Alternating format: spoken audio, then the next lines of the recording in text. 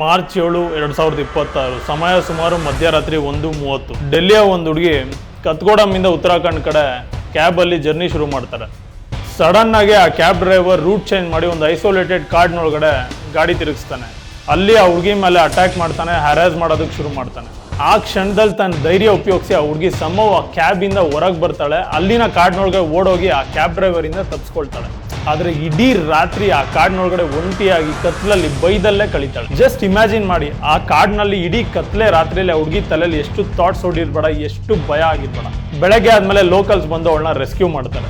ಆದರೆ ಪ್ರಶ್ನೆ ಏನು ಗೊತ್ತಾ, ಅವಳಿಗೆ ಅಷ್ಟು ಭಯ ಆಯಿತು, ಆದರೆ ಆ ಕ್ಯಾಬ್ ಡ್ರೈವರ್ಗೆ ಯಾಕೆ ಭಯ ಇಲ್ಲ?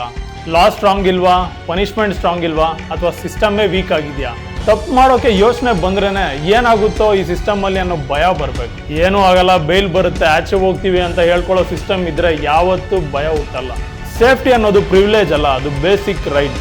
ನಿಮ್ಮ ಅಭಿಪ್ರಾಯ ಏನು? ಸಿಸ್ಟಮ್ ಯಾವ ರೀತಿ ಚೇಂಜ್ ಆಗಬೇಕು? ಪನಿಷ್ಮೆಂಟ್ ಎಷ್ಟು ಸ್ಟ್ರಾಂಗ್ ಆಗಿರಬೇಕು?